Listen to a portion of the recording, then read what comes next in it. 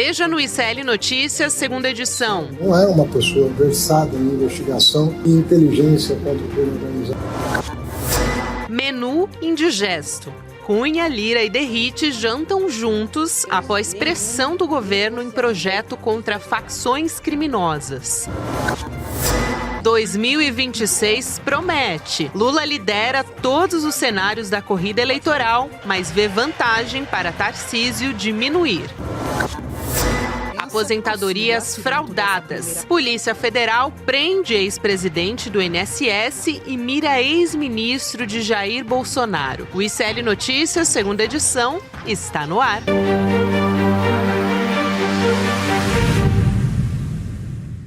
Olá, boa noite. Aliás, ainda é boa tarde. O ICL Notícias, segunda edição, está começando. Chico Sá, voltei no tempo aqui rapidamente para quando o programa começava às 6 horas da noite, sabe? Eu já abria dando boa noite. A gente se perde, mas sabe o que é? É essa loucura de notícias. Meu Deus do céu. O que aconteceu de ontem para hoje é São algo... tantas idas e vindas, Chico. Parece que a gente não alcança, né? Mas nós alcançamos e vamos lá. É isso, meu amigo. Boa tarde para você, para todos que estão nos acompanhando. Nesse dia 13 de novembro de 2025, vamos tentar explicar esse quarto texto que vem do PL antifacção. Daqui a pouquinho a gente vai receber aqui o doutor Fernando Ideu, advogado, que já está, aliás, nos esperando aqui para conversar com a gente nesse começo de N2. Doutor Fernando Ideu, boa noite, seja muito bem-vindo. É um prazer te receber mais uma vez e a gente tem alguns pontos de destaque aqui que são criticados desse texto do Guilherme Derrite. Vamos analisar ponto a ponto aqui na nossa conversa. Vamos lá, boa tarde, Gabi, Chico, todo mundo que nos acompanha. É sempre um prazer, sempre uma alegria estar aqui com vocês. Sempre uma alegria para a gente receber também, doutor Ideu. Vamos lá, então, para esse quarto texto do projeto de lei, esses pontos mais criticados. A gente fez uma tela para analisar juntos aqui e trazendo uma diferença entre o que foi proposto pelo governo. Aliás, vi alguns comentários do nosso chat fazendo esse pedido, justamente para a gente mostrar o que o governo federal propôs e o que virou a quarta versão, pois já estamos na quarta versão do texto do Guilherme Derrite. A tipificação penal, o que previa o texto do governo, a proposta do governo Lula, cria a tipificação de facção criminosa. Diferente de organização criminosa, a facção tem domínio territorial e econômico com atuação interestadual e transnacional. E o PL atual, esse quarto texto do Guilherme Derrite, cria a tipificação organização criminosa ultraviolenta, mas não altera a tipificação atual de associação criminosa. Vamos por partes, são muitas tipificações aqui. Acho que o doutor Ideu vai nos ajudar a entender melhor qual é o problema aqui, doutor Ideu, de criar essa tipificação de organização criminosa ultraviolenta, mas não mudar a tipificação de associação criminosa. Tem uma questão que é essencialmente jurídica para você fazer o enquadramento, né, dessas organizações. Gabi, eu acho que antes da gente entrar especificamente nesses detalhes, é importante a gente estabelecer duas premissas básicas para a gente encarar esse debate com seriedade, né?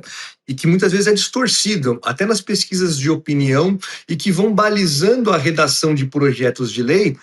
O fato de já estar na quarta versão, e certamente vai ter uma quinta versão em menos de uma semana, já mostra como a coisa está sendo tratada de forma precipitada, para dizer o mínimo, né? Mas acho que são duas premissas para a gente entender o que está em discussão de verdade, né? A primeira é que esse não é um debate sobre aqueles que querem tratar de forma mais benevolente ou mais gravosa o fenômeno criminal das facções, das máfias, das organizações criminosas qualificadas, seja como a gente quiser chamar, né? Porque muitas vezes a forma como a questão é posta dá a entender que tem gente querendo tratar isso de uma forma mais rigorosa e tem gente querendo tratar isso de uma forma mais benevolente, mais complacente. Não é o caso, né? É que quando você pergunta para alguém na rua, você acha que deve tratar o tráfico como terrorismo? terceira pessoa é responder. Pô, é assimilar, é entender essa pergunta do seguinte sentido. Você acha que o tráfico deve ser tratado de forma tão rigorosa quanto o terrorismo? Sim, a resposta é sim. São dois fenômenos que exigem uma resposta contundente do Estado. Porque são dois fenômenos que afrontam a soberania do Estado. Então, assim, é óbvio, né? Sim, mas são fenômenos essencialmente diferentes. Ninguém aqui, veja, a extrema-direita quer colocar o debate de uma forma como, olha, a esquerda está sendo complacente, está sendo benevolente com esse. Ela quer naturalizar a presença de fuzis nas. Não é, né? Esse fenômeno deve ser tratado de forma super rigorosa, com a pata pesada do Estado, porque é uma questão que afronta a soberania. Então, ninguém está discutindo se é grave ou não. Né? Me parece que há um consenso entre quem discute esse projeto, essas várias versões do projeto, que sim, é um fenômeno que deve ser combatido rigorosamente, mas qualitativamente diferente entre terrorismo e tráfico. Então, acho que essa é a primeira premissa. E a segunda premissa, que também me parece que é colocada de uma forma muito equivocada no debate, que é deve-se atuar, o Estado deve atuar. O Estado deve ter uma ação. Então, quando se pergunta assim, você é a favor da ação que teve no Rio de Janeiro? Muita gente recebe isso como se fosse, você é a favor do Estado contra-atacar, do Estado agir? Sim, eu também sou a favor. Eu acho que todo mundo que entende a gravidade desse problema é a favor de uma resposta do Estado. O Estado não pode ser omisso. A esquerda não pode ter uma resposta omissa e paralisante no sentido de que é uma coisa de futuro. Claro que é uma coisa de futuro, claro que tem que ter investimento em educação e oportunidade, claro que se as pessoas tiverem oportunidade vai mudar a vida, claro que a questão da droga, de legalizar a droga vai ajudar, não vai resolver, porque essas facções não trabalham só com droga, mas claro que são medidas para o futuro, mas tem que ter medidas agora também. O que a gente critica não é a ação do Estado, é a ação precipitada. Não é necessariamente a execução. Porque, veja, o Estado tem que agir com força. Se o cara tá de fuzil na mão, você não vai cumprir um mandado de busca e apreensão, chegando lá com o oficial de justiça com o papelzinho e falando, deixa eu entrar aqui. Vem cumprir uma prisão, por favor, posso entrar? Não vai. Mas não é uma questão de... veja, da mesma forma como o Roberto Jefferson recebeu os policiais com um tiro e o uso da força ali é legítima, se o cara tá atirando em você, você tem que atirar também. Se o cara tá de fuzil na mão, você tem que... É legítima a violência do Estado nessas circunstâncias. O que não é adequado? É você simplesmente agir com violência e no dia seguinte abandonar esse território. Porque aí você tirou a liderança e você abre espaço para outras lideranças, para outros grupos criminosos de outras naturezas. Então, não é uma questão de uso, vou criticar a todo custo o uso da força. Não, há situações em que sim, o uso da força é legítimo. O problema é o dia seguinte, o problema é fazer isso sem planejamento, sem uma mínima estrutura no improviso. Acho que essas são as duas premissas para a gente entender esse debate, porque senão acaba virando uma coisa de, uns querem combater as facções, as máfias, as organizações criminosas qualificadas, e outros não querem. E não pode ser esse o debate. O debate é como enfrentar esse problema. E aí eu já entro na tua primeira questão aí, pedindo desculpa por ter me alongado nessa deixa introdução. Eu só, doutor Ideu, eu já te devolvo a palavra, mas só aqui para esclarecer, a gente preparou 3 telas, né? O que a gente vai falar agora é sobre a tipificação penal. Depois a gente vai passar para outras também que estão gerando críticas, que são apreensão de bens e depois destinação de bens. Eu não vou falar sobre elas ainda, porque acho que tem que separar por partes aqui para não ficar confuso. Mas agora voltando a palavra para você, doutor Ideu, sobre essa definição para a facção criminosa, né? Qual é a grande questão aí que está sendo colocada sobre as críticas?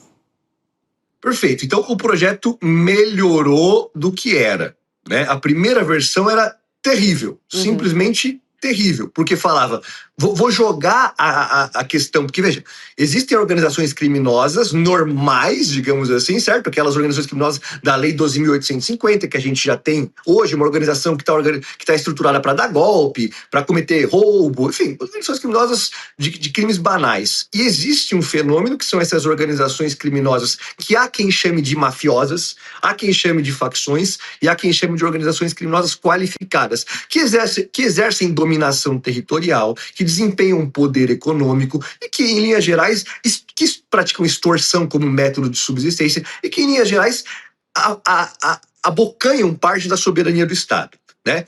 Como nós vamos tratar essas organizações criminosas? A primeira versão do projeto, que era péssima, visava transformar esse fenômeno em uma equiparação do terrorismo.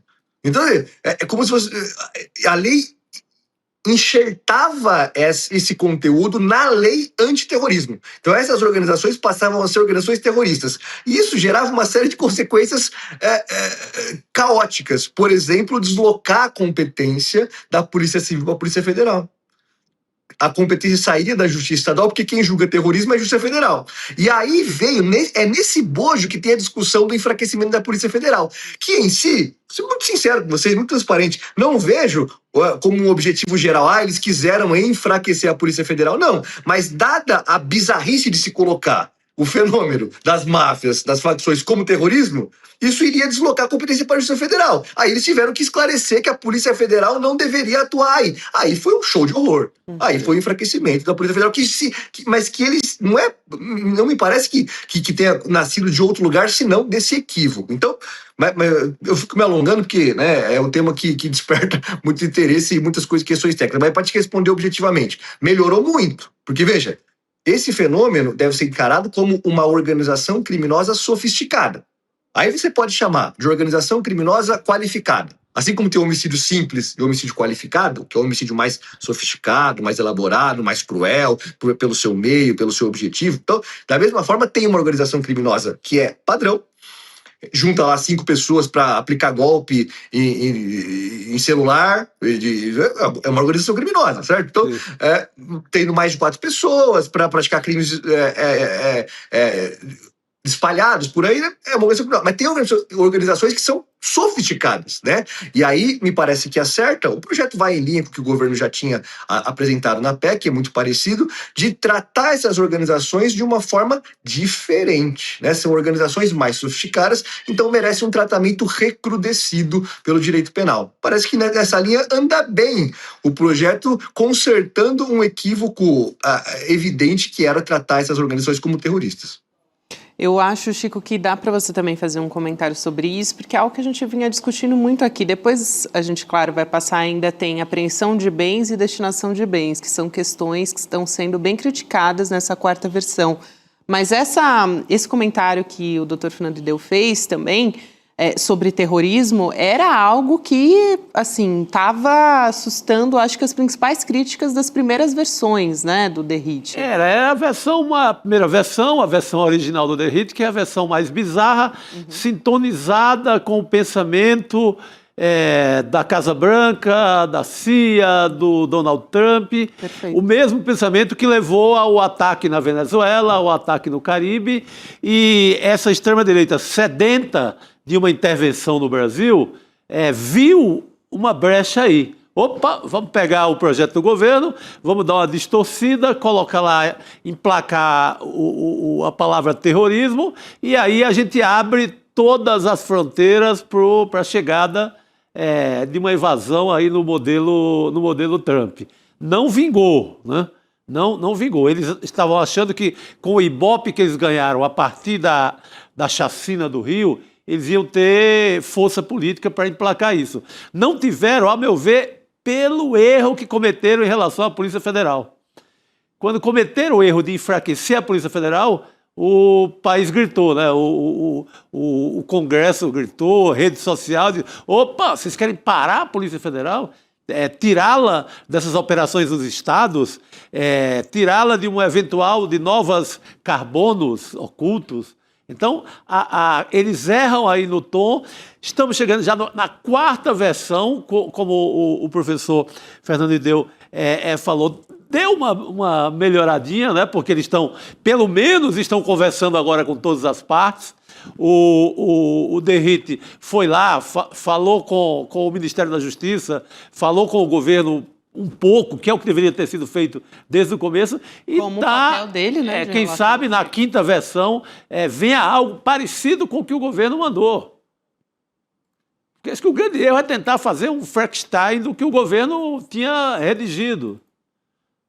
Sabe? Eles até podiam colocar na negociação no Congresso, para isso, um ponto ou outro que interessasse a extrema-direita brasileira, mas não tornar aquela redação outra história, que é o que o DERRIT acabou fazendo.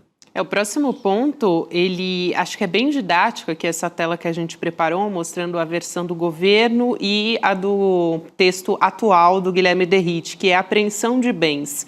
A gente vai colocar aqui na tela a primeira versão, a do PL do governo, que foi mudada depois quando foi para o Congresso Nacional, dizia o seguinte: o texto permitia a apreensão de bens de facções no início da investigação e, ao propor essa medida, a ideia era asfixiar as facções criminosas. No PL atual, nesse texto, prevê que o juiz poderá, durante o curso da investigação, decretar o bloqueio cautelar de acesso a sistemas financeiros. Acho que isso é crucial, né, Chico? Desde o começo, o Haddad já falava muito sobre isso, a Simone Tebet também. Outro que se queixou, não falaram com ninguém da Receita, o Derrite não fala com COAF, nem com Receita, com nada. Pô, quer combater o quê? Pé de chinelo, lá embaixo. É a cúpula, né, doutor Ideu? Acho que você pode explicar muito melhor para a gente qual é a importância de asfixiar as facções criminosas, né? De que maneira a apreensão de bens antes do início, né? No início, na verdade, da investigação e não durante o curso do processo é importante para conseguir chegar ali na cúpula e não na base do crime. Mas isso se faz, sobretudo, com atuações concretas, articuladas entre as forças de segurança pública.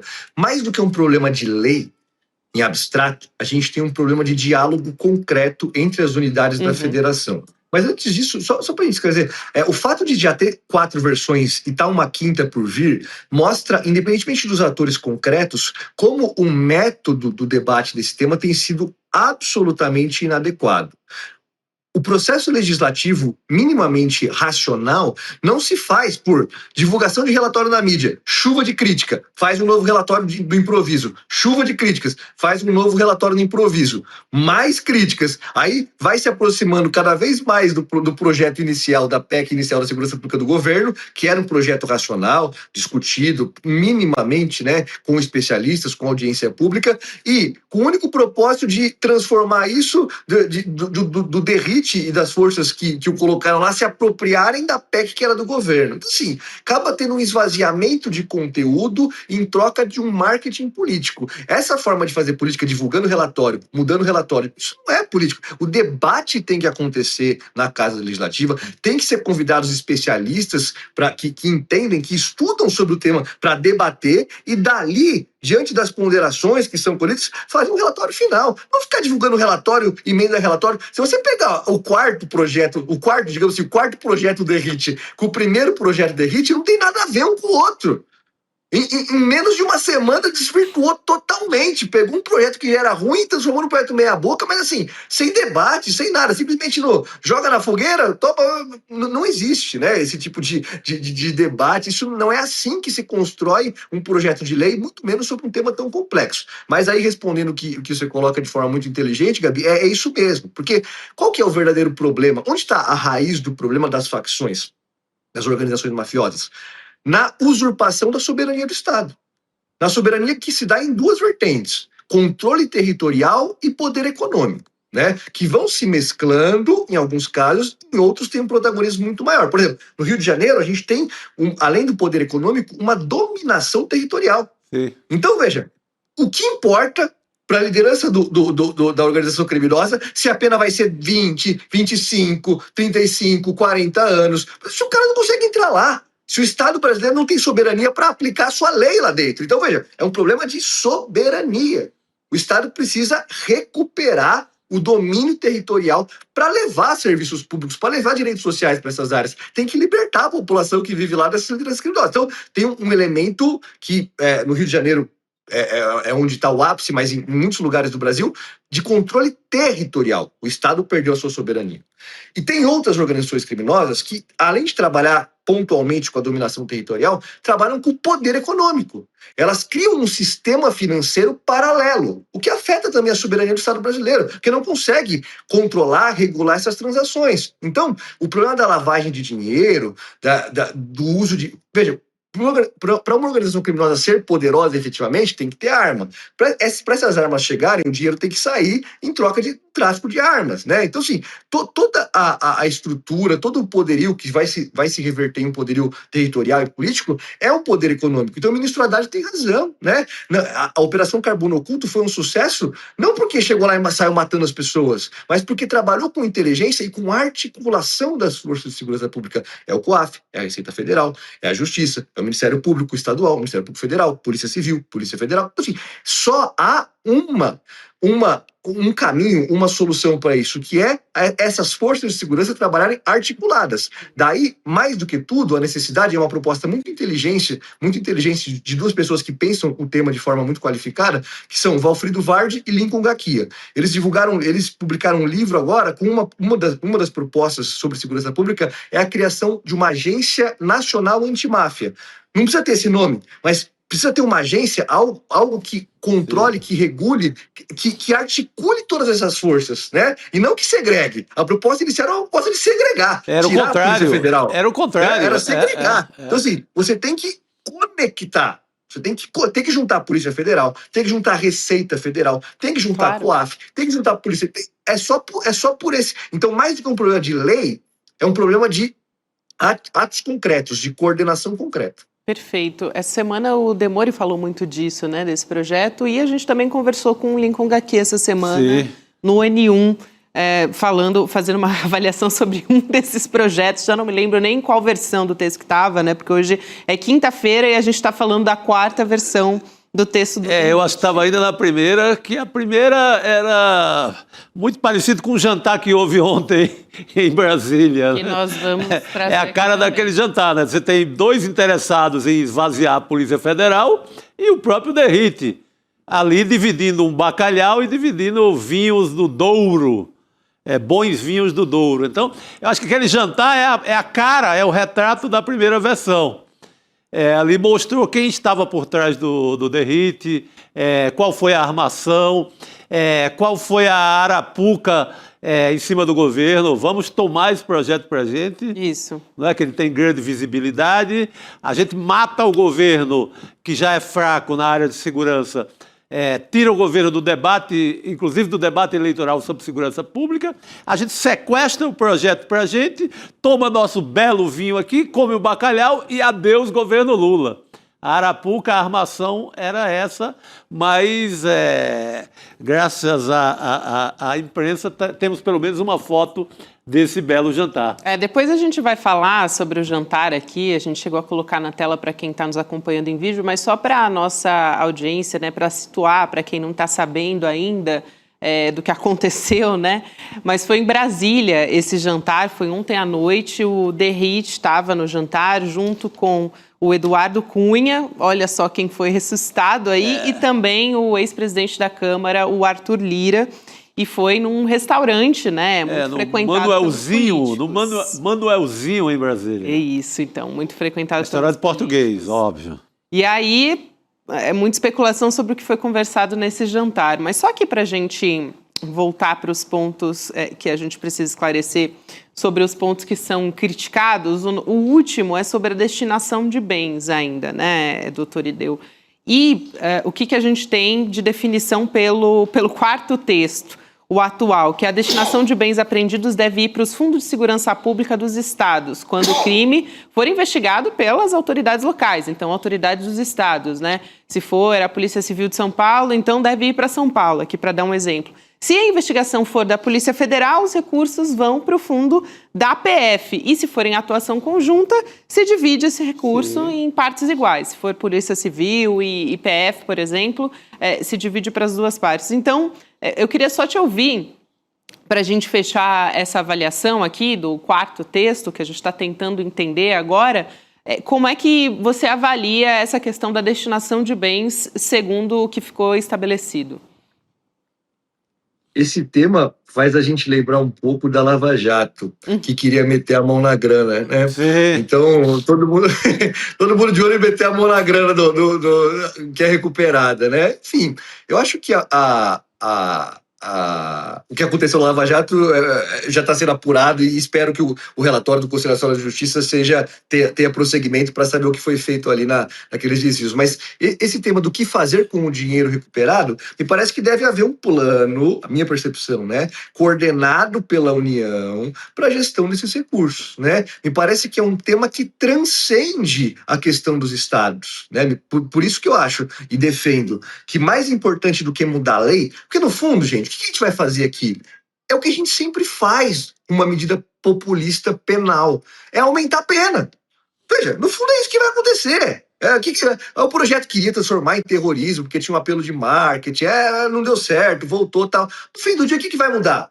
Vai aumentar a pena. É isso que vai acontecer. Então, se não tiver mecanismos que coordenem a atuação no âmbito federal, inclusive para a destinação dos recursos, né, acaba virando uma questão de vaidade. A polícia vai falar, putz, mas será que eu chamo a Polícia Federal para trabalhar nesse caso? Porque aqui que vai acontecer com o dinheiro que a gente aprender? Vamos ter que dividir com eles? Sabe que uma coisa mais mesquinha, mais corporativista, e não é isso. A gente, tudo bem, o que vai fazer com o dinheiro? Beleza, mas a gente primeiro tem que tirar esse dinheiro da mão dos caras, velho. E é isso que a gente não está conseguindo fazer, né? Essas organizações estão cada vez mais poderosas, estão cada vez mais ousadas, né, nas táticas de lavagem de dinheiro, no armamento ostensivo. Então, enquanto a gente não resgatar a soberania, eu acho que é um tema secundário. O que vai ser feito com o dinheiro? Primeiro, a gente precisa tirar o dinheiro dos caras. Primeiro, a gente precisa sufocar financeiramente essas organizações criminosas e não ficar com debates cosméticos de mudar rótulo para terrorismo, de não mudar, de pensar o que vai fazer. A gente precisa de ações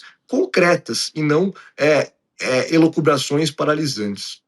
É isso, ações concretas e baseadas em evidências científicas, né? E não no que vai fazer sucesso eleitoralmente, mas sem pensar na efetividade disso. Mas você nota a intenção do Derrite, né? Que é tomar, inclusive, o batismo. Quando ele quer trocar facção, que é o termo usado pelo governo, para colocar a organização ultraviolenta, que é quase um adjetivo aí, não diz nada, ele quer tomar, inclusive, o nome e dizer, olha, eu sou autor do tal projeto, aí renomeia, rebatiza e aparece na eleição com outro nome. E aí é que ele sequestra o plano inicial do governo. Porque os nomes, nesse sentido, eles acabam funcionando em publicidade, numa eleição, eles funcionam muito bem. É o populismo penal, né? Exatamente. Quero muito agradecer aqui a presença do Dr. Fernando Ideu. Sempre um prazer conversar contigo. Obrigada. Até a próxima, doutor Muito bom, doutor. Obrigado. Obrigado, queridos. Eu adorei, estou sempre à disposição. Até mais. Tchau, tchau. Obrigado. Até mais. Boa noite. A gente já vai voltar a falar sobre isso. Claro, porque tem muitos pontos ainda para a gente conversar a respeito disso. Tem um jantar que a gente já deu aqui um pouquinho de um aperitivo. Eu dei ali, pelo menos uma entrada, né? Um bolinho de bacalhau, porque estava todo mundo falando aqui, todo mundo falando no chat, sentindo aquele cheiro daquela mesa, o cheiro de máfia e bacalhau, né? Uma combinação ali um pouco indigesta. É uma máfia assim, com um componente português, né? Porque a máfia ia mais para os fettuccines da vida, para os canelones e tal, mas a máfia de Brasília foi direto ao bacalhau. É isso, a gente vai falar sobre o bacalhau, que foi esse encontro de ontem, e um pouco do que saiu daí também, que foi... não quero nem usar a palavra, eu não gosto, estava falando para você que eu não gosto de usar a palavra polêmica, mas gerou aí muita comoção esse jantar de ontem. Chico, a gente estava aqui fazendo basicamente uma leitura do que está acontecendo nessa versão, né, nessa quarta versão do texto do Guilherme Derrite. Isso basicamente que o doutor Fernando Ideu veio aqui e fez com a gente é uma leitura crítica do que está sendo colocado para a gente, né? Meio que goela abaixo, assim. Estou falando isso porque a gente vai ter um novo curso do ICL de pós-graduação, que é o Teoria Crítica da Sociedade, e o quanto que é importante, né, a gente pegar o conhecimento para justamente entender, né, analisar, colocar uma lupa no que está sendo colocado para a gente no nosso dia a dia. Exatamente. Para não engolir o bacalhau sem pensamento crítico, né? Tem muito espinho ali no bacalhau. Faz toda a diferença, né? Por exemplo, acho que quem faz um curso desse tipo não vai engolir nunca toda essa operação, que é escalar o Derrite, um adversário político direto, alinhado do governador Tarcísio, que por sua vez é presidenciável contra o Lula. Então, toda a operação exige uma leitura crítica.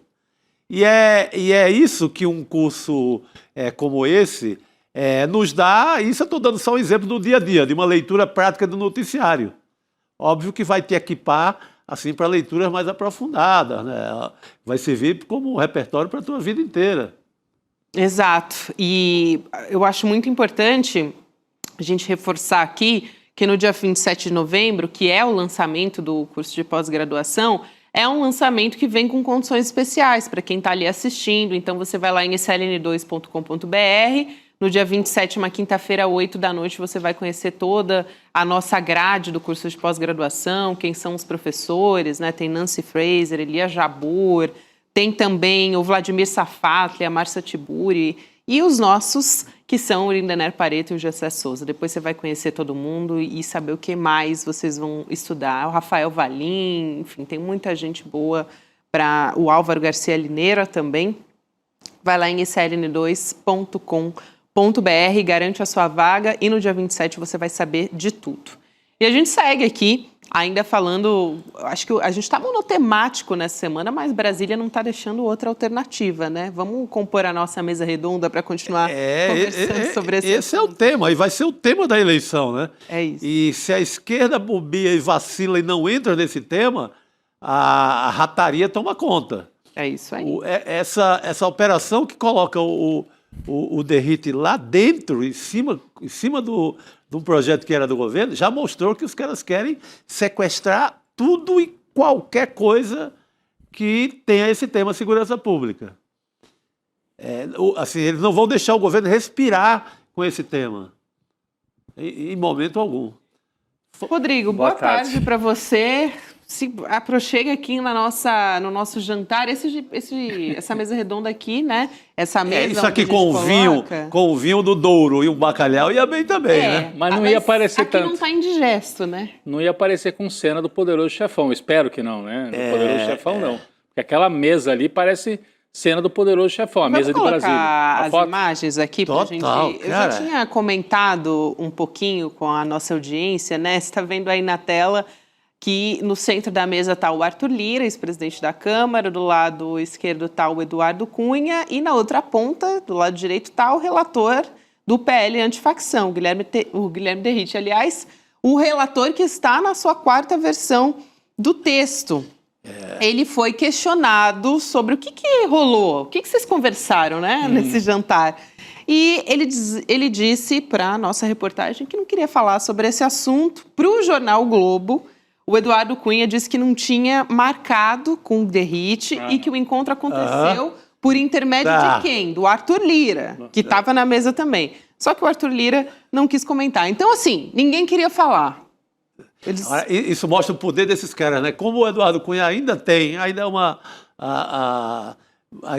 é um ex-deputado, passou muito tempo na cadeia e etc., mas ainda é poderoso, né? Ele tem a filha como deputada e ele ainda é uma voz dentro do Congresso. Ele é o principal, assim, digamos que é o principal personagem, ele e o Temer, no golpe contra a Dilma, a derrubada da Dilma, e ele segue poderoso. Ele vai para o Chilindró, ele passa uma longa temporada e ele volta ainda poderoso para a Câmara e é um personagem convidado para um jantar desse. Ele está apitando hoje. Sem dúvida. A segurança pública do Brasil. Essa imagem da mesa me lembra aquela imagem que nós mostramos aqui um mês atrás, um pouco mais, daqueles que pareciam ter levantado da tumba, né? Quando a gente mostrou Michel Temer, Aécio Neves e o Paulinho da Força tentando trazer de volta o projeto da anistia, que eles rebatizaram de dosimetria. Eu acho que tem uma diferença, né? Aqueles três eram o passado, né? Temer, Aécio e Paulinho. Sim. Esses três que estão nessa foto agora são o presente da articulação da extrema-direita no Brasil. E existe uma operação em curso. A Operação Tarcísio foi retomada nos últimos dias. Retomada para valer. Retomada para valer. O Tarcísio, a gente tem a pesquisa de hoje da Quest. Essa era a imagem de 2 meses atrás. Então aí é a imagem do passado, né? O passado tenta se levantar da tumba e fracassa. A anistia fracassou. Agora, se a gente sair dessa e volta para a imagem da mesa desta semana lá em Brasília, é um presente em que a direita, né, no tempo presente, tenta retomar o papel de protagonismo. E repare, tirando de cena a família Bolsonaro. É a velha direita da arena, né? A direita tradicional brasileira. O Eduardo Cunha, que deu o golpe contra a Dilma, o Arthur Lira, que implantou, a partir das orientações do Cunha, o orçamento secreto, e o Derrite, que chega como novo elemento aí nesse trio, trazido pela operação do Tarcísio de Freitas. Falando rapidinho, né? O que eu acho que está em jogo aí, né, Gabi? Tarcísio de Freitas, para voltar para o cenário nacional, e o olho dele voltou a brilhar com essa possibilidade, depois da Operação Matança no Rio de Janeiro. A chacina ressuscitou o Tarcísio. A chacina ressuscita o Tarcísio como candidato nacional. Mas para ele poder correr esse risco de sair nacionalmente, ele precisa deixar arrumado o palanque dele em São Paulo. E qual é o nome que estaria sendo trabalhado para esse palanque em São Paulo? Esse que está sentado na mesa aí. A operação é essa. A operação Tarcísio nacionalmente e Derrite ganhando espaço no noticiário para poder sair como candidato da direita e da extrema-direita no estado de São Paulo. Então o Tarcísio volta a ser convidado para fóruns empresariais. Ele teve essa semana num fórum com o Paulo Artung, aquele ex-governador do Espírito Santo, e foi de novo tratado como presidenciável. O Bolsonaro pede para falar com o Tarcísio lá no condomínio. Exatamente. Com certa urgência, disse o Bolsonaro. Então, a Operação Tarcísio foi retomada e dentro da Operação Tarcísio, essa operação embute essa Operação Derrite, que está lá sentado na mesa, um pouco assustado, porque ele achou que o jogo fosse muito mais fácil e está vendo que não é como apertar o 38 ou apertar a arma na cabeça para executar as pessoas, como ele disse que é importante que a polícia faça. Ele tem oposição, ele tem gente trabalhando também para mostrar que esse projeto dele, nas 4 versões, é um projeto que não faz sentido para o Brasil, e ele está ali sentado nessa mesa. É uma operação da elite brasileira, não tem dúvida. É uma operação que está em curso nesse momento e que o Tarcísio passa a colocar o Derrite ali nessa mesa, ele que não fazia parte, agora ele integra também esta mesa. Eu acho que vale a pena a gente chamar o Renato Meirelles, presidente do Instituto Locomotiva, nosso convidado aqui para fazer parte da nossa mesa. Renato, você deve ter acompanhado, a gente estava com a imagem aqui na tela, desse jantar, dessa operação, né, para emplacar politicamente o Guilherme Derrite, que, aliás, até agora não estava de forma alguma em articulação. Quem estava sendo ouvido, né, e conversando tanto com o governo federal quanto com os ministros, era o Hugo Mota, o presidente da Câmara. Agora, alguém resolveu dar ouvidos ao Guilherme Derrite, o Arthur Lira e o Eduardo Cunha, que levanta da tumba pra gente, né, publicamente, mas que ali nos bastidores, Renato, nunca Eduardo deixou, Cunha, né, Chico, tá todo vapor no Nunca Eduardo deixou. Cunha. É isso. Boa noite para você, bem-vindo. Que delícia estar aqui com vocês de novo aqui no ICL, é privilégio enorme poder dividir um pouquinho do que nós estamos observando no Brasil, na forma em que os brasileiros, que os eleitores e as eleitoras brasileiras estão enxergando aí esse cenário político e a partir disso tentar contribuir um pouquinho nessas análises. Bom, nós dissemos, até fizemos um programa longo, Gabi, contigo, lá atrás, que o Lula continuava como favorito, né, para a próxima eleição presidencial, naquele momento em que a popularidade dele estava lá embaixo. Voltamos aqui e dissemos, olha, esse cenário não mudou, ainda mais depois do Trump e da postura que o presidente Lula teve com relação ao enfrentamento aos Estados Unidos e as posturas que o presidente norte-americano estava tendo, e ainda nem tinha essa conquista química do presidente Lula com o Trump. Isso colocou, e por que eu retomei esses aspectos? Porque isso colocou a direita, o campo oposicionista, numa situação de que agora, o que a gente faz? Não temos mais candidatos, não temos mais a bandeira do patriotismo, não temos mais a bandeira da defesa da família, já que foi o filho do ex-presidente que articulou contra o Brasil nos Estados Unidos. Não temos mais a bandeira que o Lula quer taxar o PIX, porque o Trump falou que o PIX era um problema para o Brasil. Não temos mais a crítica de que o Lula não é um estadista, já que a postura que ele teve foi uma postura de estadista.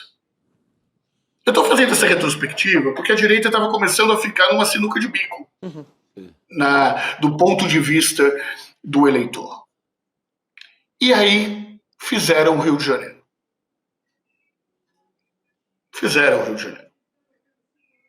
O Rio de Janeiro e a presença dos governadores de oposição no dia seguinte no Rio de Janeiro foi um movimento claro de colocar a pauta da violência no centro do debate eleitoral. Quando nós olhávamos lá qual era a aprovação das medidas do Trump, 2/3 eram contra as medidas do Trump e apoiavam a postura do presidente Lula. Quando nós olhamos a posição que a população está tendo com relação ao massacre do Rio de Janeiro, 2/3 da população quase são favoráveis. Então, o que aconteceu no Rio de Janeiro foi o Trump da direita. Do ponto de vista do cenário eleitoral e de conquistar aí a opinião pública. Acontece que foi um fenômeno que está em disputa, obviamente, na sociedade. Não vamos achar que os governadores foram para lá espontaneamente no dia seguinte. Olha que legal, nós amamos o Castro. Sim. Sabemos que isso não aconteceu. Então, você tinha uma articulação colocada para isso. Nós sabemos da dificuldade que a esquerda tem com a temática da violência. Histórica dificuldade que a esquerda tem com a vontade de violência. Só que ela tinha um projeto. Tinha que hoje o secretário de Segurança de São Paulo está relatando na Câmara dos Deputados, o reto que assumiu o mandato para tomar. Por que isso aconteceu? Porque isso ia ser uma ação do governo na área da segurança. E aí, na articulação do Centrão com o Mota, eles colocam um grande expoente da direita, que até então era cogitado para concorrer ao Senado, não ao governo, para concorrer ao Senado. E para quê? Para relatar um projeto, e seja o que for que saia de lá, será uma iniciativa da direita e não mais do governo. Exato. Uma iniciativa... eu sei que eu falei demais, mas é só para entender o seguinte: o que está em jogo é o xadrez das eleições presidenciais. Exato. E qual é a temática que vai pautar? Vai pautar a jornada 6x1 que vai pautar a campanha eleitoral? É a isenção de imposto de renda que vai pautar a campanha eleitoral? É o pé de meia que vai pautar a campanha eleitoral? O aumento real do salário mínimo? Os programas sociais? A tentativa da direita é que o que paute seja a questão da violência e a questão de costumes. Eu só acho que não vai ser tão fácil assim para a direita. Você tem toda a razão, Renato. Eu só queria aproveitar o gancho que você falou da Operação do Rio, porque tem uma notícia que saiu agora que eu acho, assim, de uma gravidade, Chico, que é a da metade, uma notícia de que metade dos policiais do BOPE e da COR usaram câmeras corporais durante a operação que deixou 121 pessoas mortas, né? Que matou 121 pessoas. Então, gente, para a gente ter uma ideia aqui, eu estou falando de divisões da polícia, né? Que são grupos de elite da polícia que estavam atuando nessa operação. O que a gente tem de informação do comandante do BOPE? Ele disse para o MP que 77 dos 215, atenção nesses números, tá? 77 dos 215 policiais da tropa de elite da PM estavam com equipamento. 1/3 só. É absurdo isso. E aí, dos 28 policiais da COR, 57 estavam usando câmeras corporais. Então, assim, eles disseram como justificativa que não tinha bateria suficiente, Chico. Para além de todas as questões que a gente já colocou aqui de falta de organização que foi essa operação. Eu acho muito importante a gente colocar isso, porque as imagens que foram divulgadas, e que são imagens que são fundamentais, né? Mas a gente tinha que ter a totalidade delas. Mas a gente viu imagens, por exemplo, de policiais que foram ali atingidos enquanto estavam durante a operação. Mas cadê a totalidade dessas imagens? A gente não vai ver nunca. Nunca. Não tem. Tanto que eles não entregaram nada ao STF agora nesse pedido. Não vão entregar Pediram mais nunca. tempo, né? Aquilo foi uma coisa completamente... É uma carnificina completamente clandestina. Não tem imagem, não tem documento, não tem ordem de prisão, não tem nada, não vai ter nada. Mas um tremendo sucesso popular. Por isso que o Renato foi muito Por feliz. isso que os caras retomam a bandeira, eles pegam a bandeira da segurança como... Vão tentar... Eles sequestram da mão do Lula... Esse projeto que estava pronto com o Lewandowski, eles sequestraram. Já é do Derrite, não é mais do Lula. E vão tentar sequestrar toda e qualquer história que venha da boca do Lula ou da boca do governo daqui para frente. Por isso que eu pergunto ao Renato, como sair dessa sinuca, Renato, para ter essa pauta também na mão, para ter jogo, para ter carta na mão em relação à segurança. Você nos dará uma saída. Olha a responsa. Eu sempre procuro entender o Brasil pela lógica da população, né? Pela lógica dos eleitores, entendendo de fato quais são as demandas. E o que nós observamos da demanda dos eleitores? Algumas coisas bem interessantes. A primeira é que não é verdade que os eleitores brasileiros acham que o Tarcísio vai resolver o problema da segurança. O que a gente ouve em grupos é que vai o quê? Exportar o PCC para cá?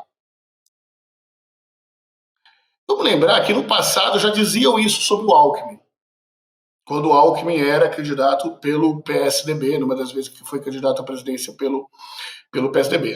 Isso meio que existe, porque quando fala de São Paulo, para quem não é de São Paulo, a imagem que vem do nosso estado e da nossa cidade, eu falo de São Paulo, é de ser uma cidade violenta. Se você perguntar para qualquer um fora do estado, aí você, de 0 a 10, o quanto que você acha que São Paulo é segura? Ninguém vai responder 10. Então, acho que essa é uma primeira constatação que precisa ser dita. Como também não vai dizer nada de Salvador, tá? Exato. Não vou dizer nada de Salvador, que tem uma das polícias que mais matam no Brasil. Governado há anos pelo PT. Mas o que eu estou precisando é entender o que é a segurança na vida real das pessoas.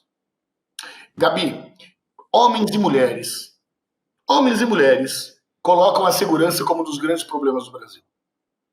Os homens querem que a população se arme. Falam que bandido bom é bandido morto. Defendem ações como a do Rio. As mulheres querem luz perto da casa delas. Querem ronda escolar. São contra a legalização das armas porque morrem de medo do seu filho tomar um tiro de bala perdida ou que um coleguinha dele roube a arma do pai e numa discussão de escola mate o filho. Então, nós temos que dissecar o debate sobre violência para questões que são reais na vida das pessoas e propor soluções reais para a vida das pessoas. É a mesma coisa, para fazer um paralelo, da discussão sobre o aborto. A população é contra o aborto. Agora, se você pergunta para essas mesmas pessoas, você acha que uma mulher que foi estuprada tem que ser obrigada a ser mãe, o estuprador obrigado a ser pai? A situação muda. A pergunta importa uma muito. Mulher que foi estuprada, uma criança que foi estuprada, tem o direito de não carregar o filho do estuprador? As pessoas que são contra o aborto defendem essa mulher. Quando você traz para a vida real, para o concreto, essas discussões que muitas vezes só ficam no campo da ideologia, você começa a ter um debate mais racional sobre o tema, e um debate mais racional joga contra uma polarização, joga contra a histeria, joga contra aquilo que é a fake news, as estratégias que geralmente os grupos extremos do Brasil e do mundo acabam tomando para tentar ganhar a opinião pública. É curioso que na pesquisa Quest, né, que saiu ontem e hoje, em 2 etapas, né, e o Renato Meirelles também é um estudioso das pesquisas e faz muita pesquisa também, mas é um leitor de pesquisas. A pesquisa Quest de ontem, que era da avaliação do governo, perguntava também, você gostaria que uma operação como essa que foi feita no Rio acontecesse no seu estado? E aí a maioria disse não. 55% disseram não. Pessoas não querem uma polícia com esse grau de letalidade, porque esse grau de letalidade significa que tudo já deu errado. A hora que você vê 120 corpos numa rua, numa comunidade na periferia, ou no Morro, ou no Complexo do Alemão, enfim, na Penha, no Rio de Janeiro. Então, chama atenção, é isso, né? As pessoas querem mais dureza contra o crime, querem, mas não querem essa operação no meu estado, né? Olham lá para o Rio e falam, pelo amor de Deus, eu não quero que vire isso daqui. Não traz isso para cá, Não traz isso para cá, é isso, não traz isso para cá. Então, o discurso do Cláudio Castro, num primeiro momento, tá certo. Num segundo momento, será que eu quero isso para minha vida, para o meu filho, sair de casa e ter o risco de ter 100 corpos estendidos lá no meio da rua, depois de uma operação policial? Racionalmente não querem. Só completando, Não, só completando, eu super concordo com a sua análise, mas fazendo um paralelo, eu gostaria de perguntar isso para quem nos acompanha aqui no ICL, mas que respondam assim com sentimento. Você sabe hoje que no dia seguinte, X milhões de pessoas vão morrer. Eu vou usar um exemplo mais concreto. Vocês observam quantos palestinos morreram e sabem que vão morrer no dia seguinte por conta do Israel. Você consegue dormir à noite? Me responda em silêncio. Tenho certeza que a maioria de vocês vão responder que estão inconformados, que isso não poderia acontecer, mas vão dormir à noite. Sim. Agora, se eu disser para você que amanhã você vai perder o seu dedo mindinho, você vai conseguir dormir à noite? A ideia é você, né? É você que está perdendo, é o seu estado. Então, eu estou tentando mostrar aqui que as pessoas gostam de algumas coisas no terreno do ideal e na vida concreta não concordam com isso. Porque na vida concreta, a mãe evangélica tem uma irmã que teve que fazer um aborto. Então ela vai acolher. Ela vai acolher. Quem está na porta dos presídios são os eleitores evangélicos, buscando os regressos e que eles voltem ao trabalho. Eu estou, de alguma forma, dizendo isso porque eu considero um erro classificar uma população só como conservadora ou progressista. É sobre que circunstância, em qual contexto, como isso está encaixado na vida das pessoas. E aí, se a classe política não fizer o exercício de humildade, de se colocar no lugar do cidadão, essa desconexão que existe entre governantes e governados vai continuar acontecendo. Então, a forma de se enfrentar o fascismo, a forma de se enfrentar movimentos totalitários é trazer para a realidade. É perguntar para as pessoas se ela gostaria de que seu filho corresse o risco de tomar um tiro na escola. É disso que a gente está falando. Então, a provocação que eu faço aqui é assim, a classe política é capaz de aterrissar para o dia a dia das pessoas? Hoje, tem duas pessoas que conseguem dialogar com o dia a dia das pessoas, se chama presidente Lula e o João Campos no Recife, que tem um discurso real, que consegue se conectar com as pessoas, é isso que dizem as nossas pesquisas, pelo menos. Tá? Sem juízo de valor sobre cada um deles. É o que a população acha sobre cada um deles. O Bolsonaro fez durante muito tempo, hoje não consegue tanto, mas fez durante muito tempo o quê? Catalisar o ódio da sociedade.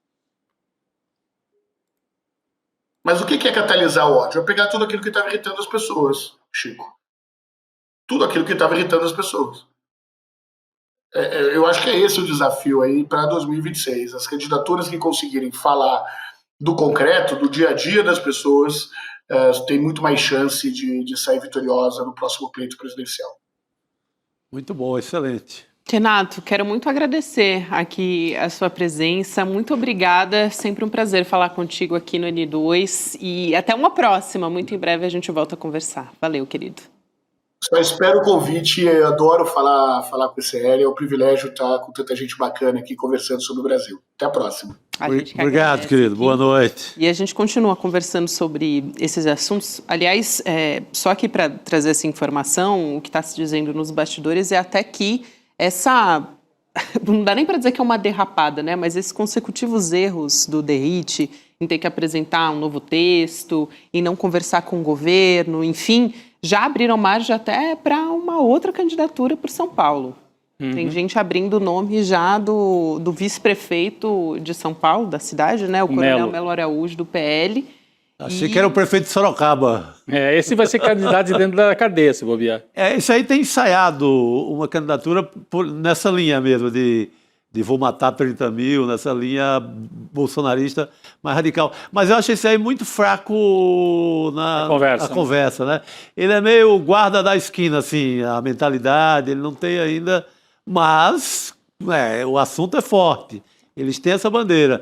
Mesmo, hoje eu vi um dado assim, sobre isso que é alarmante para mim saber que 70% das verbas do recurso de segurança pública no Brasil estão com a direita ou com a extrema-direita. Isso é um dado hoje do Ministério da Justiça que está no UOL.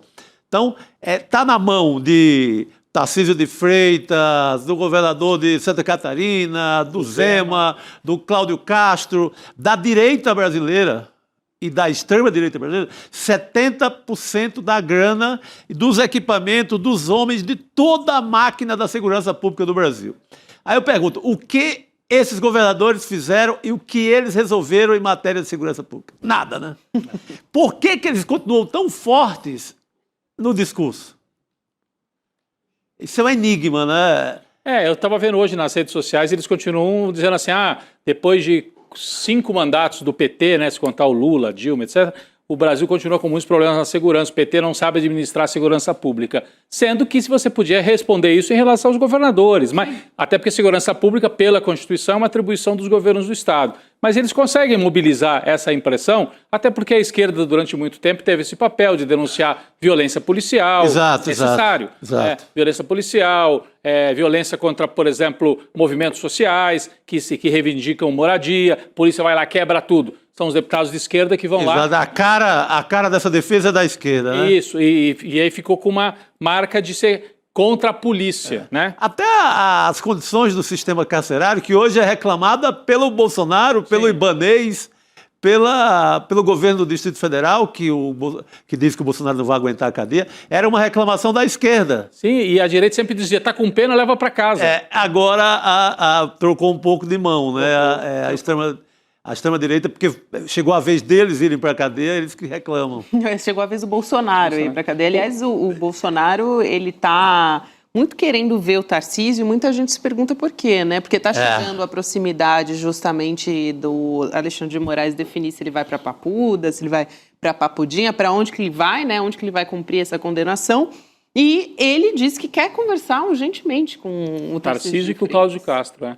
E, assim, eu achei uma pena o Meirelles e o Renato Meirelles, embora a gente não teve tempo de comentar com ele os dados da pesquisa do quadro eleitoral, né? Porque a gente falou um pouco de pesquisa Quest e a gente teve a pesquisa Quest de hoje com o quadro eleitoral, em que o Tarcísio encurta um pouco a distância para o Lula, pelo menos na Quest, né? Sim. Precisa ver a gente tem os dados aqui na tela, que a gente pode colocar, dos cenários eleitorais para o primeiro turno de 2026, mostrando que o presidente Lula venceria qualquer possível adversário numa disputa.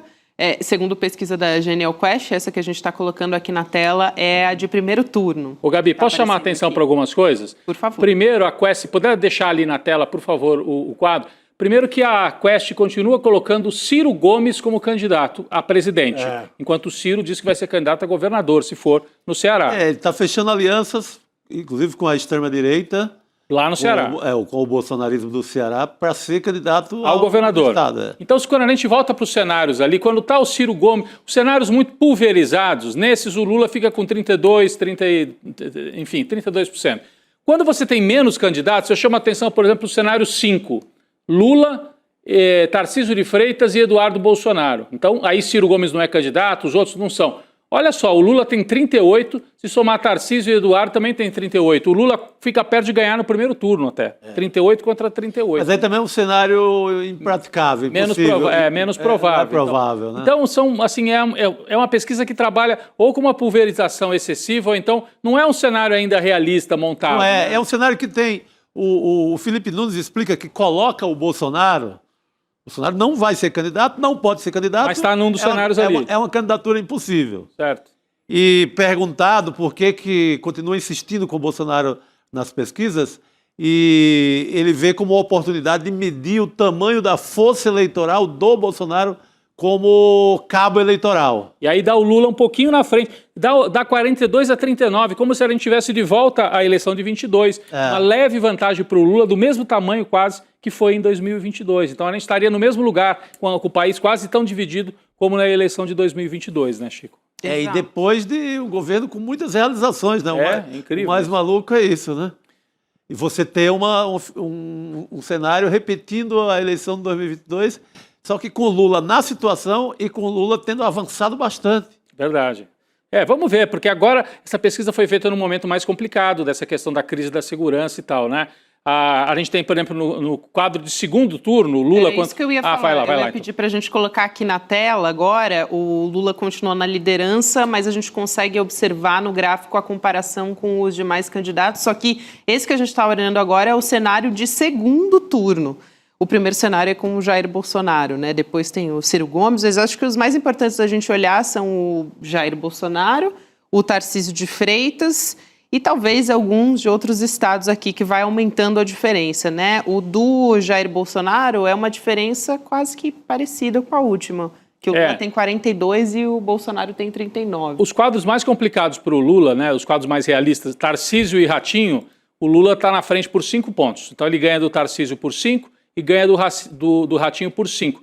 Da Michele Bolsonaro e do Eduardo Bolsonaro, aí o Lula ganha com uma vantagem maior, chega até 10 pontos de vantagem, né? O que mostra que essas candidaturas assim do meio do caminho, não é meio do caminho, o Tarcísio é bolsonarista, mas que parece ser do meio do caminho, que não é da família Bolsonaro, são mais...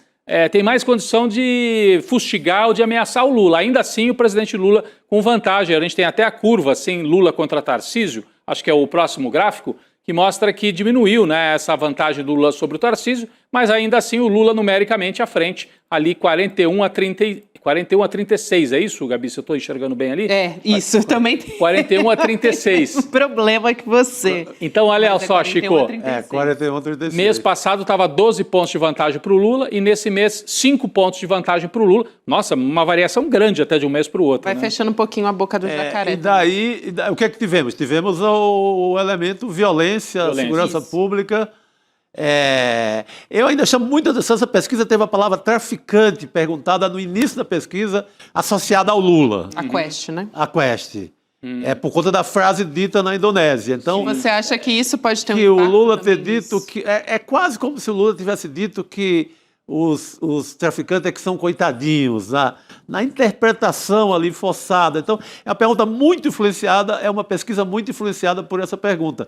Mas ver se o Tarcísio avançando, eu acho que isso é que dá o fôlego para essa operação, a operação da ressurreição da candidatura Tarcísio. Eu creio que, como eu estava conversando com a Gabi antes do programa, a Gabi falava uma coisa muito sensata, que eles vão dar, não é... vão com isso testar, até será que Tarcísio se mantém mesmo? Aí define lá para abril se o homem vai ou não vai. Mas achei interessante o que você falou. Né, Chico, era isso que a gente estava conversando, que a gente fica, para quem está nos acompanhando, antes de começar o programa, a gente está ali debatendo o roteiro, as pautas, e a gente falava disso, sobre... Porque o Chico falou, será mesmo que ele vai querer arriscar? Eu falei, mas ele pode ir testando para ver como é que cai na digestão das pessoas. Para ver como é que fica até... Vou me colocar, vou fazer um sinal. De novo, ele vai testar até abril ali. Porque arriscar tudo, sem nada, se não tiver um candidato... essa operação para o Derrite ser candidato a governo do Estado, se eles não têm um candidato forte... A direita estaria jogando fora São Paulo e o Brasil. É muito risco. Os caras ficariam com nada no dia seguinte. O nome assim, viável é o nome do Ratinho Júnior mesmo, eu vejo assim. É um nome que não está tão associado à família Bolsonaro. Ele não foi eleito no Paraná porque o Bolsonaro colocou ele como candidato. Ele é de direita, vai ter os votos bolsonaristas sem carregar tanto a pecha de ser um bolsonarista mais raiz, assim. Então, eu acho que o Ratinho, a dificuldade dele é que ele é menos nacionalizado, mas numa campanha, se for uma campanha bem feita, ele pode sim disputar, e a pesquisa mostra, no segundo turno ele fica 5 pontos só atrás do Lula, é um nome que pode dar trabalho para o Lula. Eu estava pensando até, Chico, nesse ponto que você falou, né, dessa discussão de que ele estava testando e tal, no quanto também o Tarcísio, ele não faz esse teste depois que ele vê essa vantagem na Quest. Porque pelos horários, né, a Quest saiu logo no começo do dia. Ele encerra, ele participou, só que ele participou do evento ontem e já tinha alguns dados da Quest que foram colocados mostrando uma oscilação, o que para ele podia ser interpretado como, bom, vamos testar para ver... Ele volta a falar como candidato. Se realmente está bom para mim, né? Ali, já que eu sou um candidato viável pela direita. Porque ele foi num evento, o Rodrigo já tinha citado isso também, mas para quem nos acompanha ter uma ideia, ele foi num evento do mercado financeiro, né? Aqui em São Paulo. E ele deixou meio que subentendido que ele é o candidato à presidência da direita. Quero trazer uma fala que ele fez, ele estava ali num painel com o ex-governador do Espírito Santo, Paulo Artung.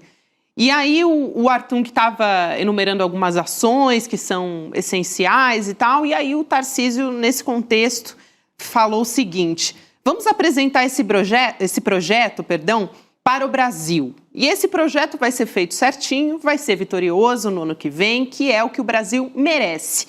E aí nós vamos dar o salto que a gente tanto espera, porque eu não me conformo em ser eternamente um país do futuro. E aí ele chegou até a ser questionado, né? Tá, então quais são as pautas mais urgentes para o país? E aí ele deu a avaliação dele lá, não vou entrar aqui em todos os detalhes a respeito disso, mas falou de um Estado mais enxuto, falou de privatização. Vender tudo, né? Aí adeus Petrobras, adeus Banco do Brasil, adeus Correios, é você que trabalha numa dessas empresas já ir se preparando para esse cenário de apocalipse, que vai ser isso. Porque ele realmente bate o martelo e vende tudo. A Sabesp foi o aperitivo, né? A Sabesp foi um aperitivo. Hoje,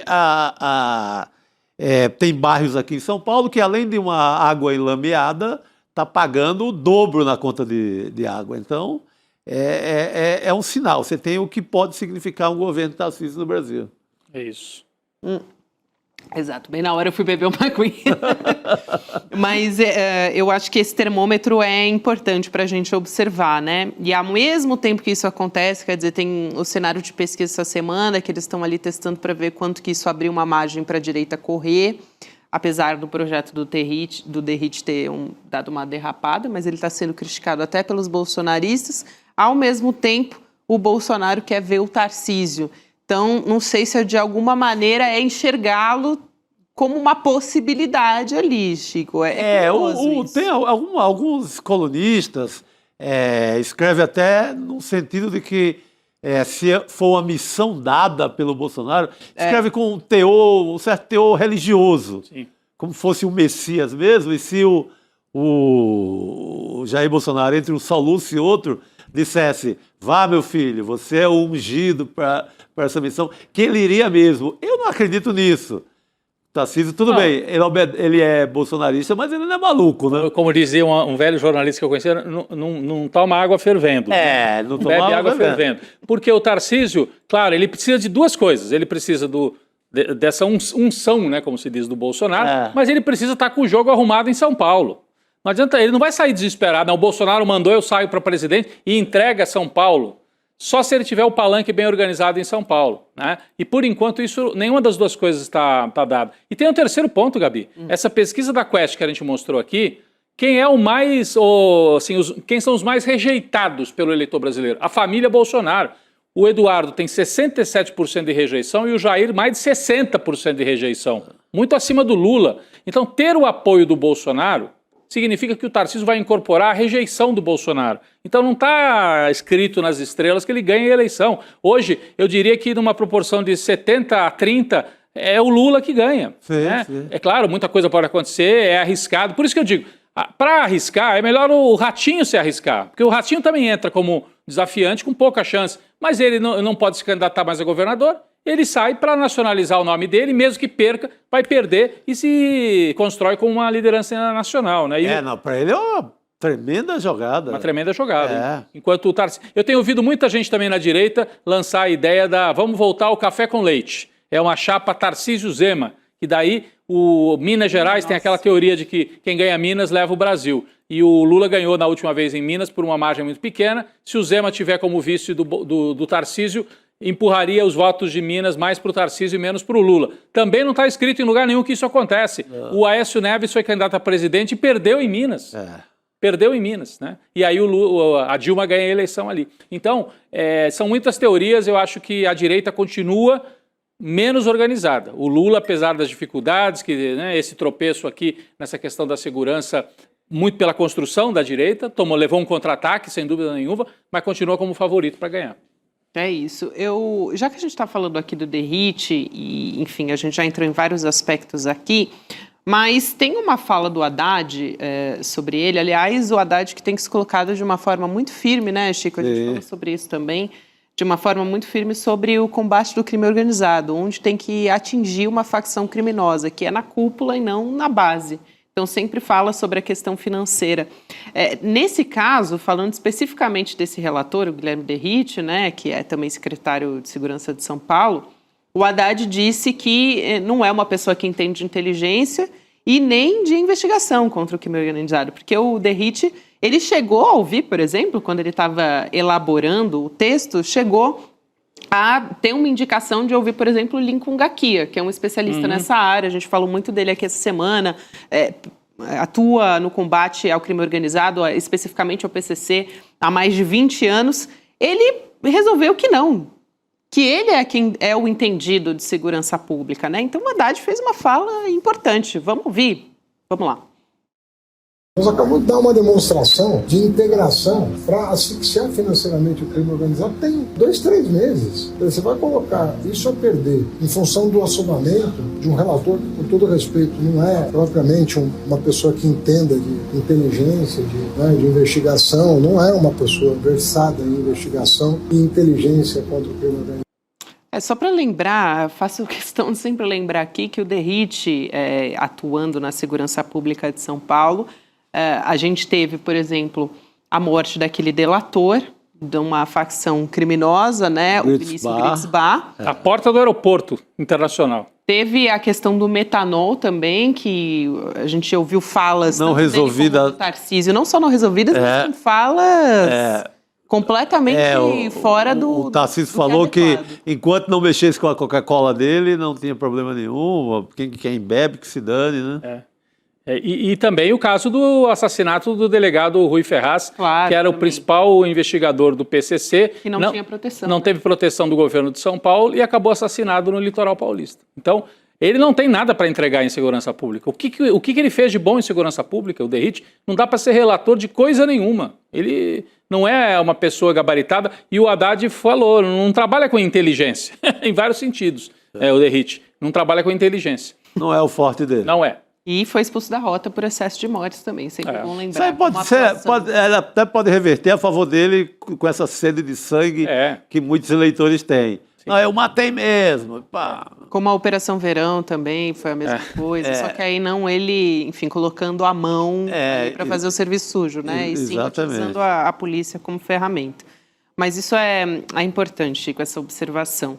Agora há pouco a gente estava falando do Bolsonaro, hoje a gente tem um filme, documentário super legal, do Bolsonaro, que a gente vai retransmitir aqui no nosso canal, logo depois do N2, né? Então, 19h você pode conferir aqui o nosso documentário, O Fim de Bolsonaro, como a democracia brasileira venceu o golpe. Muito bom, né? Porque tem documento, tem os detalhes, né? Tem todo aquele fio condutor da história do Bolsonaro até chegar na condenação. O ponto final do documentário saiu na semana da condenação. Então tá muito completinho, né, Rodrigo? Foi fechado a quente ali, né? Foi super. Fechado a quente. Vale muito a pena. Quem não assistiu ainda, é a chance de assistir aqui no ICL. Belíssimo documentário. De graça. De graça, bem editado, né? E tem como um dos que ajudaram a escrever o roteiro um tal de Alexandre de Moraes também, né? Alexandre de Moraes ajuda a contar a história. A contar a história, a roteirizar. Mas que nada, foi uma equipe super competente aqui do ICL que roteirizou e montou esse documentário. Fica o convite aí para todo mundo assistir. É isso, você pode acessar icl.com.br/documentário para acompanhar de graça o documentário a partir das 7 horas da noite. Vamos trazer um outro assunto importante aqui, gente, que é sobre os agrotóxicos. A Comissão de Agricultura da Câmara aprovou hoje o projeto alterando a lei para trocar o termo agrotóxico por defensivo agrícola. O Nelson Barbudo, que é um deputado do PL e relator dessa matéria, ele disse que é uma maneira de fazer justiça ao agro e reconhecimento da importância real do setor. Lembrando que a gente está no momento de COP30, a gente ter uma atuação dessa na Câmara dos Deputados é realmente impressionante. Tem diversas manifestações acontecendo na COP, tem uma campanha global também propondo um novo padrão internacional para banir algumas dessas substâncias que são mais tóxicas, que, por exemplo, na Europa já não fazem mais parte, vamos dizer assim, do cardápio dos agrotóxicos e que aqui no Brasil ainda são utilizados. Então vamos conversar com uma especialista nessa área para a gente entender melhor, que é a pesquisadora Larissa Bombardi. Larissa, boa noite, um prazer te receber. Boa noite, prazer é todo meu. Larissa, eu quero ouvir sobre o impacto, parece que é só uma palavra, né, que está assim, amenizando mudar para defensivo agrícola, mas qual é o impacto prático que isso tem? Faz toda a diferença, porque isso diz respeito a como a gente enxerga essas substâncias. E o termo agrotóxico foi um termo criado por um professor brasileiro, Adilson Pascoal, um professor da Universidade de São Paulo, da Escola de Agronomia. E é um termo que o Brasil quer exportar para o mundo, sabe? Em muitos lugares do mundo eles me escutam e falam, nossa, mas essa é a melhor palavra, porque justamente define que todas essas substâncias elas são tóxicas. E quando você fala em defensivo, você tem a impressão que isso está te protegendo, que está te defendendo, e não é o caso, são substâncias que são tóxicas em si. E é o nome que está na nossa Constituição, quer dizer, o nome que veio no momento da construção da nossa Constituição, que é a Constituição Cidadã, por isso esse nome, por isso foi adotado. E é um nome para ser mantido e para ser exportado, não para ser ocultado. Professora Larissa Bombardi, é o Rodrigo Viana aqui, um prazer tê-la aqui com a gente. Na COP30 em Belém, eu não sei se a senhora está na COP30 ou está acompanhando, aliás, está na própria COP30, né? Hoje havia uma ação importante. Sim. Aí na COP30, denunciando, entre outras coisas, né, o uso extenso no Brasil de agrotóxicos, né, inclusive de alguns que são proibidos na Europa. Eu queria que você pudesse trazer isso para a gente, porque são substâncias que são proibidíssimas na Europa, e aqui no Brasil, eu como repórter já fui em áreas no Centro-Oeste, passa de avião jogando em cima das casas. É um negócio impressionante. Eu queria que você contasse para a gente qual é essa substância e o que está sendo debatido na COP nesses dias. Olha, o Brasil, dentre as 10 substâncias, dentre os 10 agrotóxicos mais vendidos no Brasil, 7 são proibidos na União Europeia. Então, eu acho que esse é um dado fundamental. E o que a gente está trazendo, eu digo a gente na COP, porque eu sou a coordenadora científica de uma organização chamada IPSA, uma aliança internacional para a regulação de agrotóxicos. A gente busca uma regulação única no mundo para agrotóxicos, porque isso não existe por enquanto. E o fato de não existir é que permite que o Brasil consuma substâncias que são proibidas, por exemplo, há 20 anos na União Europeia. Quero dar um exemplo muito claro. Dentre dessas 10 substâncias mais vendidas no Brasil, dentre as 7 que são proibidas na União Europeia, tem uma delas, por exemplo, que se chama atrazina. A atrazina é uma substância que está relacionada a diferentes tipos de câncer, câncer de ovário, câncer de estômago, câncer de próstata e outros, que está relacionada a mal de Parkinson, e que está relacionada também à infertilidade. Então, veja, essa substância, por isso, está proibida na União Europeia, e também porque ela provoca um impacto ambiental grande. Há pesquisas que mostram que sapos, quando estão no momento do desenvolvimento, sapos machos, e são expostos a essas substâncias, eles mudam de sexo, eles viram fêmeas. Então, é um problema grande, grave para a biodiversidade. E a gente está aqui na Amazônia, essa COP na Amazônia é o lugar e o momento. A atrazina, essa substância que eu estou descrevendo, que se dissipa rapidamente pela água e que provoca essa alteração nos anfíbios, o uso dessa substância aqui na Amazônia aumentou 575% nos últimos 10 anos. Então, é um escândalo nacional, mas é algo para o mundo ver. E por isso a gente está aqui, a gente fez uma ação grande, lançando um inflável de 12 metros de altura para banir os HHPs. HHP é uma sigla que significa agrotóxicos altamente tóxicos. Atrazina, né? Para quem não está tão familiarizado, atrazina com Z. E é usado em que tipo de lavoura, que tipo enfim, de plantação que se usa a atrazina? Você falou, professora Larissa, que aí na Amazônia cresceu muito, né? Porque são áreas que vão avançando para cima, derrubada de floresta, avança lavoura. Que tipo de cultura em que eles usam isso, hein? Olha, a soja, por exemplo. A soja, só ela, consome mais de 50% do volume de agrotóxicos comercializados. Entende? Então, a atrazina é utilizada na soja, mas em muitos outros cultivos. Ela é autorizada em muitos tipos de frutas, café, etc. Então, em quase todos os alimentos que a gente consome, a atrazina é uma substância autorizada para. E na Europa, totalmente banida, pelo menos na maioria dos países da União Europeia, não é isso? Ainda mais em todos os União Europeia, proibida há mais de 20 anos. Foi proibida em 2003, essa substância. Sim. Então é gravíssimo, Chico.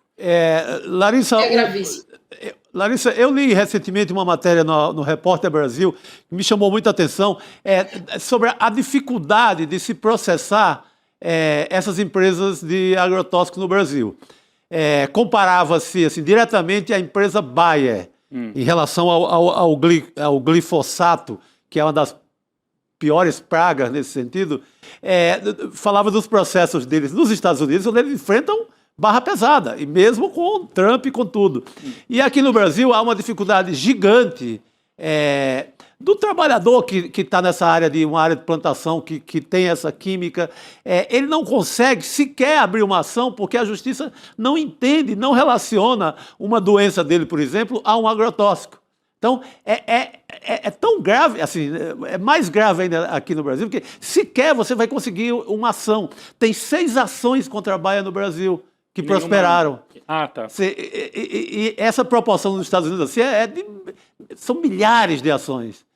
Pelo menos começa o processo dos Estados Unidos. Aqui a justiça não considera. Acha que o cara tá inventando doença. Eu gostaria de ter um comentário sobre isso, dessa dificuldade de tornar um caso jurídico. Tem uma dificuldade adicional que está relacionada à própria formação dos profissionais de saúde. Então, em muitos cursos de medicina, a toxicologia laboral, por exemplo, é uma matéria eletiva, é uma matéria optativa. Então, tem uma primeira dificuldade que está relacionada à formação dos profissionais de saúde. Essa é a primeira dificuldade. Tem uma dificuldade adicional que, em muitos lugares em que há prevalência do uso intensivo dessas substâncias, o poder econômico, ele muitas vezes extrapola o âmbito econômico e vai para o poder político. Então, há casos, por exemplo, houve um caso no estado do Mato Grosso, em que houve uma, literalmente, chuva de veneno no município de Lucas do Rio Verde, e o professor Vanderlei Pignatti, que é um professor da Universidade Federal do Mato Grosso, tentou, de todas as formas, coletar o material imediato, chamar o poder público, e não houve resposta. Então, em muitos municípios, além da gente ter a dificuldade de uma formação adequada dos profissionais, também tem uma dificuldade política que muitas vezes impede também a atuação de profissionais que sabem identificar, que estão atentos e que estão comprometidos. Então, também tem um outro viés que tem a ver com a maneira como o nosso país está estruturado, que eu chamo de colonialista, né? Digamos assim, essa colonialidade que faz parte, essa oligarquia que controla muitos aspectos da nossa vida, não apenas o econômico, mas também o político. Larissa, muito rapidamente eu queria te ouvir também sobre as isenções tributárias do agro. E aí eu estou falando também, abarcando também os agrotóxicos, né? O governo deixa de receber 158 bilhões de reais por ano em impostos federais do agro. Aqui, pegando de uma reportagem da Suma uma dessas companhias, que é a Syngenta, que produz agrotóxicos, enfim, 4 bilhões de reais de todo o orçamento do ano passado do Ministério do Meio Ambiente e Mudança do Clima, né? Aqui para trazer alguns desses dados. Mas queria te ouvir sobre o quão grave isso é. é gravíssimo. O primeiro é um escárnio, né? Porque toda vez que você tem um programa de incentivo, significa que você quer isenção, ela nada é incentivo. Toda vez em que você isenta de impostos ou de taxas um determinado produto, você está incentivando o consumo, tem uma função econômica. O governo está incentivando o consumo dessas substâncias. Então, o que significa? Que o governo é conivente com a morte de pessoas, com intoxicação. Quando eu estou falando de intoxicação, eu não estou sendo eufemista, não é uma metáfora, é literal. Nos 10 últimos anos, 56 mil pessoas foram intoxicadas com agrotóxicos. O Ministério da Saúde calcula que para cada caso de pessoa intoxicada, 50 outros casos foram notificados. O que significa? Que nos últimos 10 anos é possível que nós tenhamos tido 2 milhões de pessoas intoxicadas. Meu Deus. Inclusive, eu acho importante trazer essa informação, esse dado, crianças e adolescentes, 18%, quer dizer, quase 1/5 da população intoxicada, adolescentes de 0 a 9 anos. Então, é um atentado à infância. Isentar essas substâncias de taxas de impostos é premiar, é ser conivente, é colaborar com o processo de infanticídio que está em curso no país. É a contramão do Estatuto da Criança e do Adolescente, que pela vida humana, que preza pela criança, que nos orgulha de ter criado uma legislação tão cuidadosa com a infância, com esse momento da vida humana, sabe? Então, é algo que minha concepção, e não é só na minha, de alguns ministros do STF, é inconstitucional, não cabe isso, não cabe, é um escárnio, é conivência com a programada de pessoas. A conivência, essa palavra é muito importante. Larissa, muito obrigada por essa conversa tão esclarecedora e por esses alertas também que você traz. Um prazer te receber. Muito bom. A Larissa que prazer é meu, eu que agradeço. A Larissa, que é talvez a maior especialista brasileira, da Universidade Brasileira, e que está lá na COP coordenando esse grupo, né, que está fazendo esse alerta mundial, mostrando como o Brasil, que é sede da COP, mas utiliza essas substâncias que são banidas na União Europeia há mais de 2 décadas. Então é impressionante. Eu, como repórter, rapidinho, Gabi e Chico, já fui a algumas áreas para mostrar justamente isso, a intoxicação. Então, a intoxicação de quem come e de quem trabalha. E não sei se as pessoas têm noção disso, mas muitas vezes o agrotóxico é jogado de avião. O Brasil tem um agro muito rico. É chuva de... E aí é chuva de veneno que vai na plantação e que quando bate o vento vai para a casa das pessoas. E a gente fez, eu mostrei como repórter alguns casos de gente intoxicada pela terra, pelo ar e pela água, porque vai para a água e contamina também a água. É impressionante. É impressionante. É impressionante esses relatos que ela também, a Larissa, chama atenção, né, de que são crianças, a gente está falando de crianças, adolescentes grávidas que consomem, enfim, é uma gama vasta de desrespeito, né, à saúde das pessoas, enfim, é algo muito grave e que a gente banaliza, né, isenção fiscal, gente, eu acho que é surreal. Nossa, a gente falar num cenário como esse. Dá aquela força pro veneno, né? É isso. Vamos nessa? Opa, hoje é quinta-feira. chegou a hora. Chegou a hora. Ainda tem a transmissão do documentário, hein, do fim do Bolsonaro. É importante. E você vai acompanhar a partir Fica aqui, aqui mesmo, né? Nesse mesmo link. Isso. Tá e bom. também dá para acessar sl.com.br/documentário para assistir o fim de Bolsonaro aqui no nosso canal, de graça. Só você entrar lá e acho que vale a pena para a gente ter um aperitivo do que vem por aí, talvez nas próximas semanas, nos próximos dias. É a prisão definitiva, é isso aí. É a grande história desse ano, né? É isso. A grande história desse ano. Boa noite, gente. Boa noite, até amanhã. A emancipação exige mais do que redistribuir renda. É preciso reconstruir o mundo. Essa ideia de Nancy Fraser resume bem o que propõe a teoria crítica da sociedade. E é o que o novo curso do ICL quer fazer. Formar gente que não aceita pouco. Gente que quer atuar para mudar a sociedade de forma profunda e real. Dia 27 de novembro, quinta-feira, às 20h. Começa essa pós-graduação feita para quem quer pensar e agir. No ICL, o conhecimento transforma realidades. São mais de 300 cursos com alguns dos maiores nomes do Brasil, em economia, política, filosofia, história, finanças pessoais, autoconhecimento e muito mais. Aqui, cada aluno faz parte de um projeto único, 100% independente e financiado pelos próprios estudantes. É graças a quem se torna aluno que o ICL existe e o jornalismo livre chega até você. Se inscreva agora em icl.com.br e torne-se aluno. Estude, apoie e faça parte da revolução do conhecimento.